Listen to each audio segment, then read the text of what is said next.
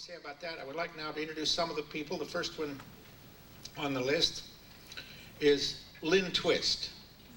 Lynn.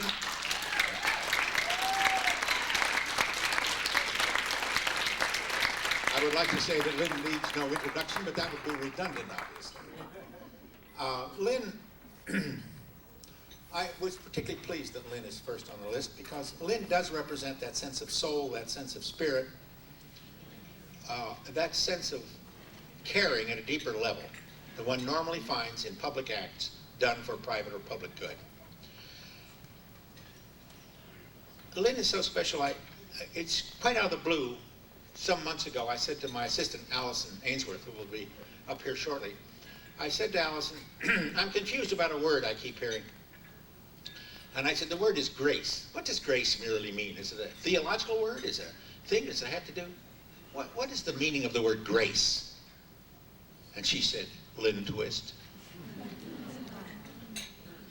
And I think all of us who know her and love her know that that's true.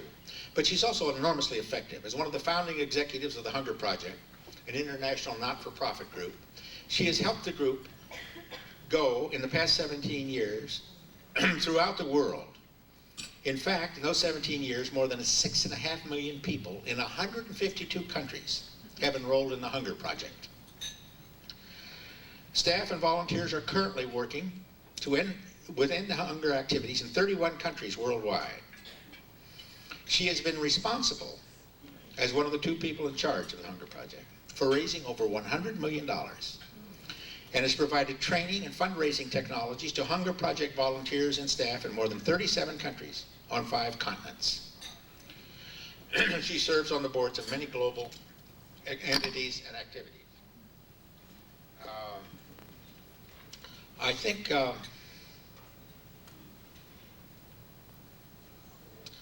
think, for instance, and it's talking about Lynn and hunger, that Lynn goes to, people say, why doesn't the Hunger Project give food, relief, things like that? She said, we are really trying to change. And this goes back to what I was talking about earlier, about raising the quality of the dialogue. She said, we're not interested in that. We are interested in change, in effect, in raising the quality of the dialogue in the world about hunger. It's ridiculous that people go hungry in a world where there's enough food to feed everyone. And in trying to get deeper than making peanut butter sandwiches for people or something like that, she began to look for the root cause. And I was with her in India at one point. And I said, you know, things are very interesting here. They're not what you think about when you're working with hunger. And I said, there's something deeper than hunger. She said, hunger is always the symptom of something deeper. It's the tip of the triangle. And I said, what do you think is the one thing that might change the world of hunger, the world of population, more than any other thing? Is there a single particular social act that could affect that could raise the quality of the dialogue about this problem? And she said, and others with her, all agreed, other officials of the Hunger Project who were with us, said that changing the status of women in the world will end problems of hunger, of population, and of all those other things which bedevil us now. For her role in many things, but raising the quality of the dialogue for not only the world, but for all of us who know her, I'm proud to join the salute to Lynn Twist. Lynn, if you come forward.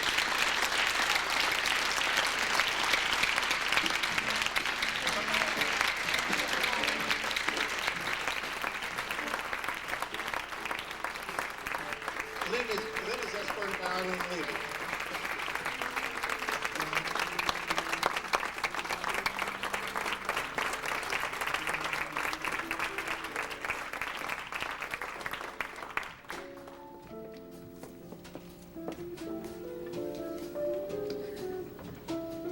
Ladies and gentlemen, I wanted to thank Professor Vashtian, the master painter of Middle East, who generously has donated the angel, the woman praying for peace, as a gift to our honorees tonight. Please, Professor, would you stand up to be recognized?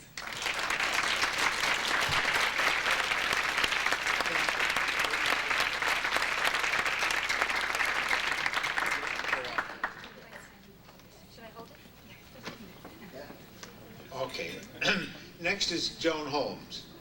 Okay. Next is Joan Holmes, who was Lynn's associate at the Hunger Project, who unfortunately can't be here tonight. She had to be in California at a meeting. Her award will be accepted by Julia Diderot, who will be escorted by Judith Ernst. Meantime, let me tell you a little about Joan Holmes. Joan Holmes is the founding president of the Hunger Project. Her principal aim, in terms of their general aim to change the quality of thinking about hunger in the world, was to get nations in the world to recognize the problem of hunger. Recently, at the World Summit for Children in New York in 1990, the heads of state of virtually every nation on the planet signed a commitment to the well-being of children, including the end of hunger. Joan and Lynn did that together. She literally holds herself to account for the end of hunger, Joan Holmes does. She not only lives for it, she lives from the idea, and it's central to what her life is about. For 17 years, it's been her essential and personal and total commitment.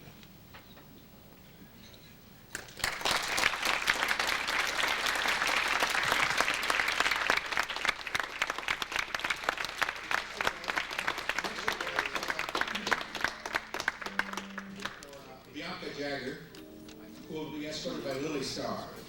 Bianca, originally known for her activities in the entertainment world, has more recently become celebrated for work in the community of human rights. She had started, of course, in Central America, having been born in Nicaragua, and did many activities there on behalf of those oppressed by death squads and things like that. Nevertheless, in several recent trips abroad, get helicopters, private planes to get people out. She still has living with her at her home here in New York, a young child who was threatened with blindness as a result of injuries, and she got out, and he's now here, had surgery, and is living in her home. And this I want to mention also in the larger sense of being more than individual acts. She testified before the Congressional Human Rights Caucus, and has also been active in the Helsinki Commission. What people like Bianca are doing, which used to be kind of personal sacrifice and help, is now essentially part of a growing thread of ideas around the world, in which things like she saw in Yugoslavia, which she report are far more onerous and heinous than she ever saw in Central America. I mean, national policy of rape and pillage as military policy was just totally staggering to her. What we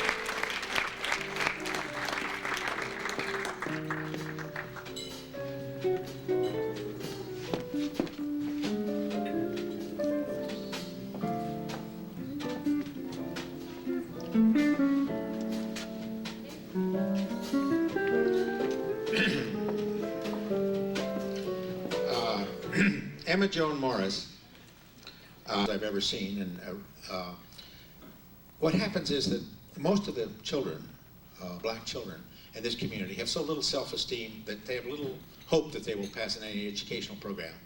But the school has brought the arts in. Emma recorded, and her associate, Jared Engel, who will be introduced next, the producer, created a film about children who went to school and music became central to what their lives were about. There was a jazz band in the school. These were second, third, fourth, fifth graders, seventh graders, who gradually found in school, in being in the jazz band, the marching band, the symphony, the little quartet, they found a way for themselves to get an identity they had nowhere else in their community nor in their academic studies. Emma originally studied Japanese because she was fascinated by Japanese films. She saw the potential power of the documentary. And she's been an Emmy Award-winning editor whose work includes feature documentaries called The Voice of Serafina. And she's had an Academy Award-winning documentary, Close Harmony and A Stitch for Time, which received an Academy Award nomination in 1987. She's worked on films for all major U.S. networks, PBS, CBS Records, and many corporations. Emma will be accompanied by Betty Lou Ralston.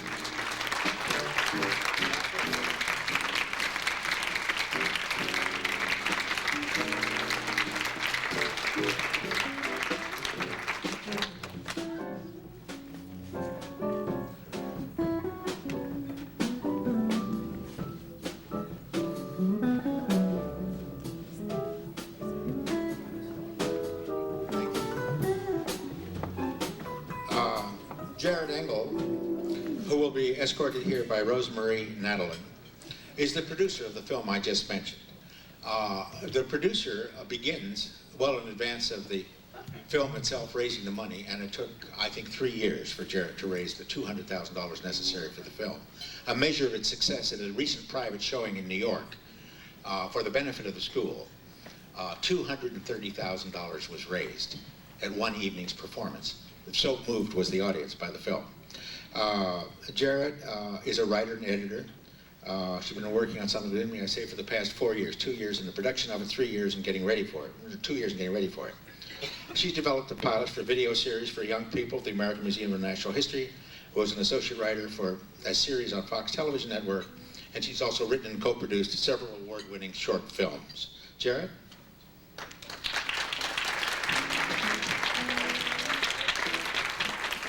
Accompanied by Rosemary Heidel.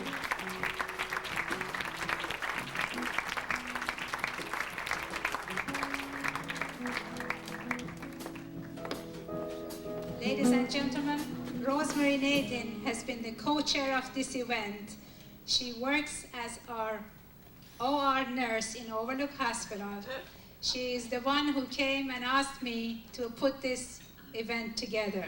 She's been behind the scene working very hard and responsible for a lot of things that you're experiencing tonight. Please acknowledge Rosemary Nadin.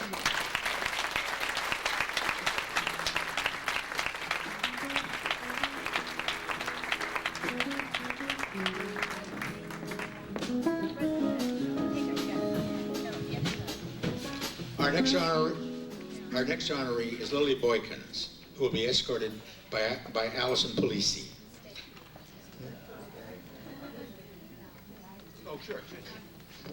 Madam Lily Boykin is the president of International Council of Women, the woman who has tirelessly worked for many years for the right of women and children. Her project at this moment is to stop trafficking of children and teenagers. She is being accompanied by Countess Alicia Paulisi, the immediate past president of International Council of Women and the responsible delegate of International Council of Women to the United Nations. Ladies and gentlemen, please recognize them.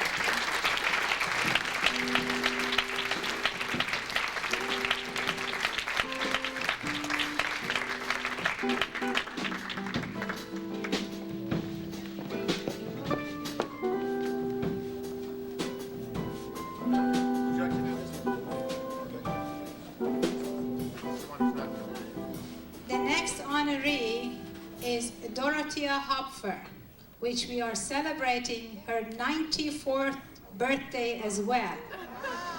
She is the lady who has started the women's movement, who has established the National and International Council of Women. We raised the money, but we could not make the arrangement to get the vaccines to villages of Kenya. One day, she was coming to the council with her cane, and she looked at me and she said, "Sarush, why are you not smiling today? What is the matter?" I said, "I have a group of people I have promised to take to Kenya. We worked 3 months, we have the money, but nobody gives us the vaccines. The companies are not taking responsibilities, and I just don't know what to do. I have young students that are going to be very disappointed." She said, "There is no way, we make the way." 2 days later, I received a phone call from UNICEF, I received a phone call from United Nations, I received a phone call from Embassy of Kenya. They said, "How much vaccine do you want? When do you want it? How do you want it?" Just with one phone call, Madam Dorothy Hopfer made the way. She believes when there is no way, you make the way.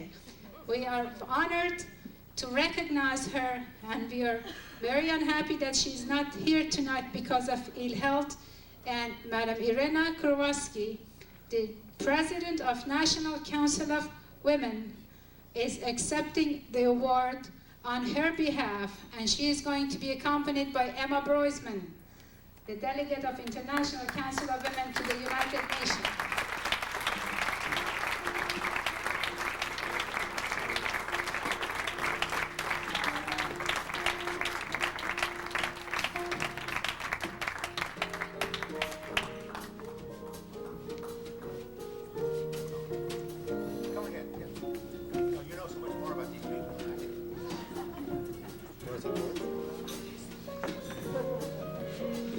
And now, ladies and gentlemen, my president, Dr. Dorothy Ward, the president of Medical Women International Association, is being escorted by my dear friend of 25 years, Dr. Sati Gil Keswani, the infertility expert of New Jersey, as well as delegate of American Women Medical Association to the United Nations.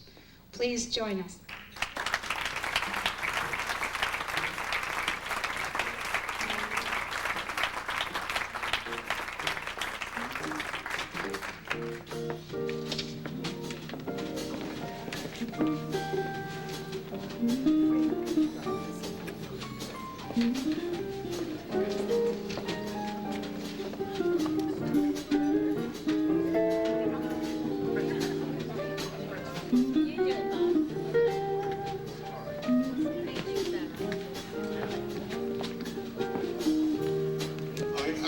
The next and final honoree is Her Royal Highness the Princess Margarita of Romania.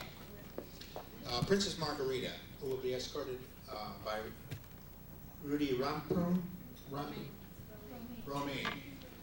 Rudy Romain, and Sonora.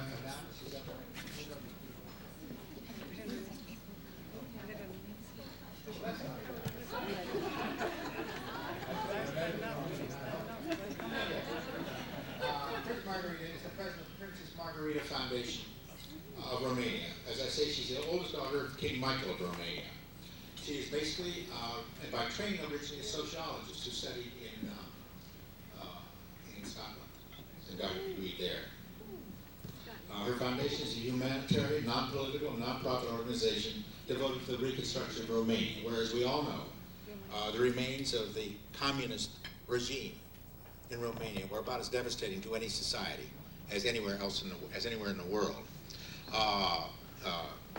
Princess Margarita moved in strongly and quickly and established whole new levels of conduct for what was basically a refugee population in its own country. Among the things that she early established, and which has become a model for the world, were a series of dispensaries in village squares in small villages. The communist regime had really tried to wipe out small villages to cut off the native population and its identity with the land at the roots by really uprooting the population of small villages and leaving them destitute. She moved in with small dispensaries and established a pattern that became copied throughout freed Europe, Eastern Europe, as Eastern Europe was freed, and was so successful that the World Bank set up a plan, and is setting up a plan now, to establish 1,000 similar village dispensaries in villages throughout what was formerly Eastern Europe. Princess Margarita, who will be accompanied by Rudy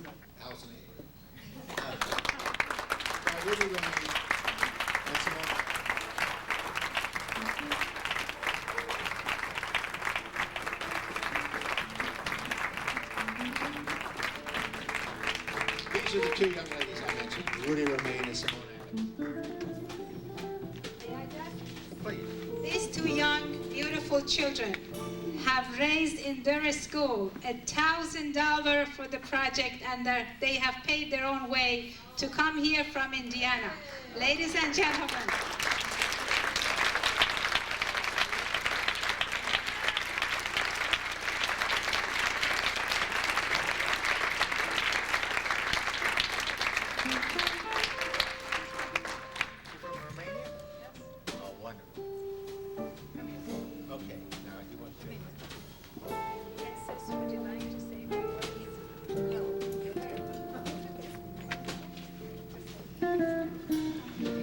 Thank you for coming here. Thank you for your commitment. I want you to know that Camilla is from Romania, so I don't feel alone, and neither should you. And I don't feel alone because of all of you, and I hope you will stay on board and keep up the fight, keep the flame going. In fact, we have to make it burn much brighter for a better future for our children, and a better future actually for all of us and the children, the unborn children that have to inherit this earth. Thank you.